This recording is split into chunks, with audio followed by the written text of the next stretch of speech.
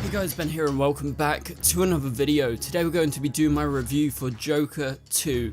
I have seen the film twice. It was just screened this morning at the Venice Film Festival where I am at. So I'm going to do my spoiler-free review and breakdown of Joker FOLIE. So if you do go on to enjoy the video, please be sure to leave a like and a comment and subscribe and turn on notifications so you don't miss any future videos later this year. Okay, so we're gonna have some more Joker content up in probably about a month's time when Joker releases in October. However, I'm not gonna give spoilers until then. Obviously, there's bits and pieces that you'll see in reviews online and maybe even myself, so I would recommend just watching this video and then kind of scanning through reviews. I wouldn't really go into detail because I know some people are going to spoil bits. But in my review online for discussing film, you don't have to worry. There is no specific spoilers to any big twists or any big events. It's kind of just plot points and that's it. But let's go ahead and break down what worked and what didn't work in Joker 2. So obviously, Todd Phillips is back. He directed the film. We have the returning Academy Award-winning actor Joaquin Phoenix reprising his role as Joker. He's joined by Lady Gaga, who plays a different type of Harley Quinn. She's more restrained, she's more kind of to herself, even though she has that spark, she has that kind of chaos around her, and you'll see that in the film. However, she is more restrained, and I do like Lady Gaga's interpretation of Harley Quinn. And then you have like various other characters who return. For instance, Gary is back. I love Gary in the first film, so it was great to see him. He actually has one of the best scenes in the whole film.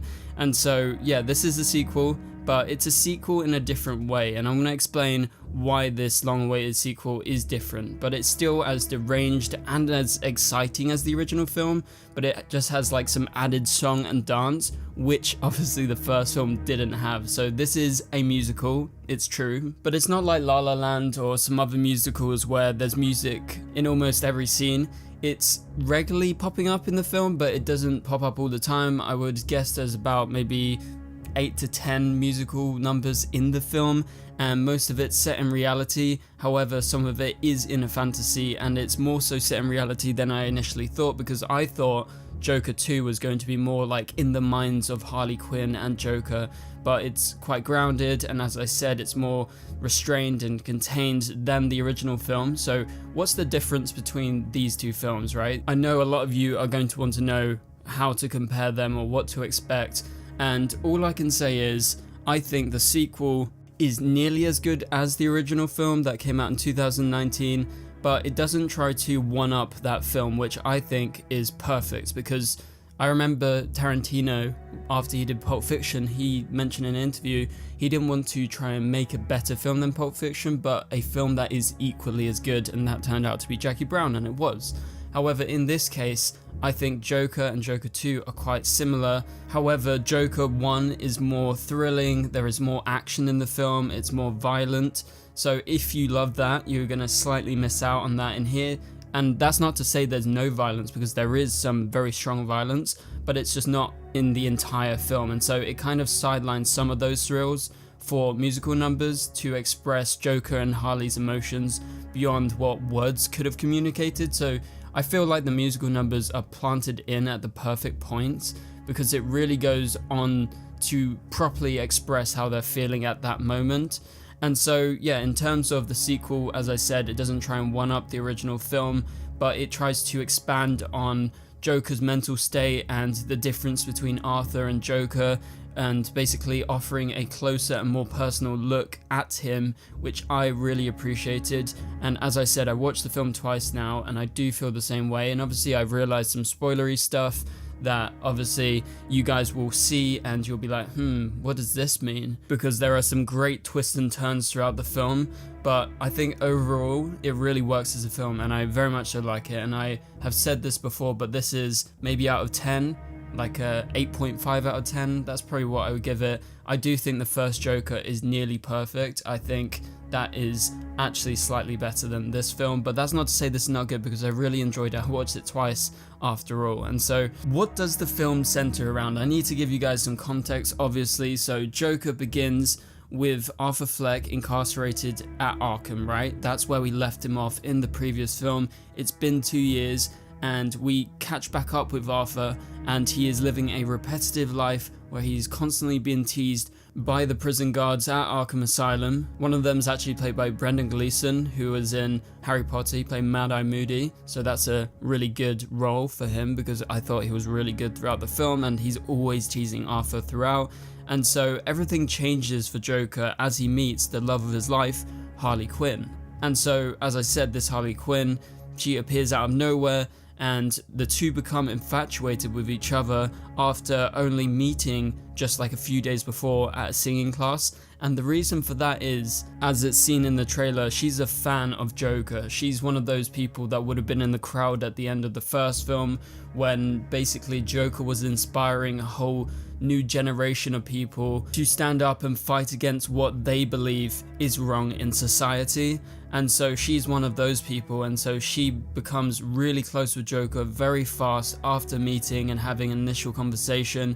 And obviously Joker really appreciates that she is so attached to him, and she almost already loves him before they've even met. And so singing actually becomes part of their kind of love language, I would describe it as.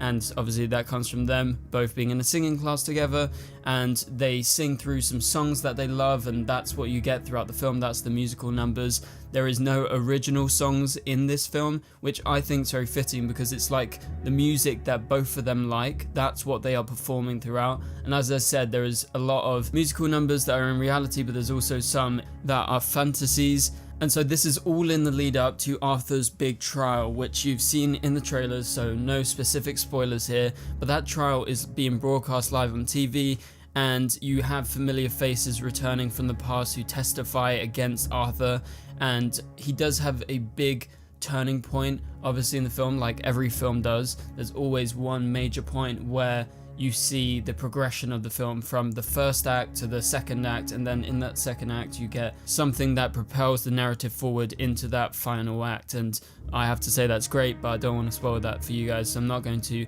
talk about that. And so outside the courtroom there's like thousands of Joker supporters. He is a celebrity in Gotham City. And so that's all I'm going to tell you about the story, because I just wanted to kind of give you some context and talk about the stuff that's already been released online, whether it's in synopses or in trailers.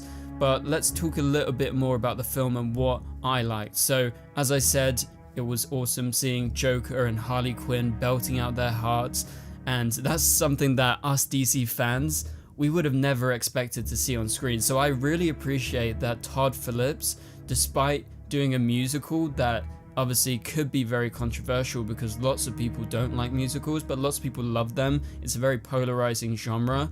I like that he's actually been brave and done something so different from other superhero related films. I can't think of many other musical films or episodes that are set within the DC universe. Obviously you have the Flash and Supergirls crossover, that was a musical back in The Flash season 3, so it's definitely not going to work for everyone, but it worked for me because I liked how little it cared to be just a normal superhero related film. And despite me saying this doesn't make it strictly a musical. It is a Joker film after all. It does take quite a decent amount from the comics, despite them coming up with their new iteration of Joker and Harley and creating a new storyline, so it's not going to annoy fans of the original film is what I'm trying to get at. But let's talk a little bit about Joaquin Phoenix as Joker returning after winning the Oscar. Could he get another Oscar? He totally could. I mean, it's a equally good performance, and this time he's actually asked to do a lot more. He still embodies Joker's disturbed personality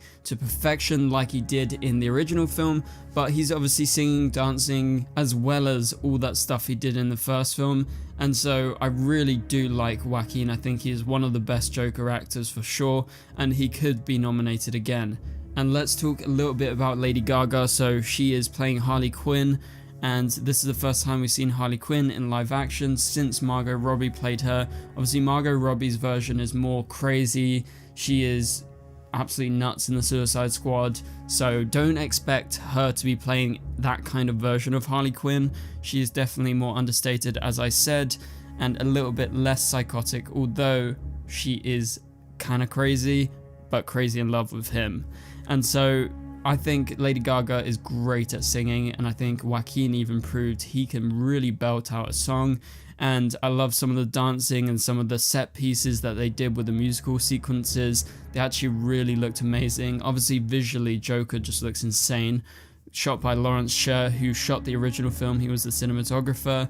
I love the colors, I love the lighting, I love the way that they capture Gotham. You see the grim reality of the outside world, but also the fantastical musical numbers. Also the score, the Oscar-winning score, really adds to the haunting atmosphere with the orchestral music. So I really do like the way that all of this has come together, just like the first film, and quite honestly it feels like a straight continuation despite the original film coming out in 2019 and now we're in 2024. It's nearly been 5 years, which is insane to think, and that's why I'm also very impressed with Joaquin coming back. He's just literally looks exactly the same and he's acting the same. I mean, that's just a sign of a great actor, right? And so overall, I really like this film. As I said, this is about an 8.5 out of 10 for me. I really liked it. It's not that much of a complicated story. It's pretty straightforward. As I said earlier, there is some surprise twists which will leave you speculating and thinking about stuff in a good way, which I think is really good. Obviously, don't want to spoil it here, but once we get into spoilers next month when it's released, we can talk about that. And so it ends in a satisfying way that I think you guys will be happy with. And as I said earlier, there is a chance that some Oscar nominations will be coming its way once again, because the first film was nominated for a lot. It won score and it also won for Joaquin Phoenix in Best Actor, so we'll have to wait and see. But this is a great DC film. It's one of the best DC films in a while. Obviously the DCEU kind of ended on a whimper. We're really looking forward to the DCU right now, with Superman coming next summer and then various other DCU projects coming afterwards, even Creature Commandos later this year. So that pretty much does it for this review, guys, slash breakdown, I guess, for Joker Folie DEUX, aka Joker 2. So if you did enjoy the video, please be sure to leave a like and a comment and subscribe and turn on notifications so you don't miss any future videos. But for now, you can click on the top right corner of the screen to watch my latest video, and I'll catch you guys later. Goodbye.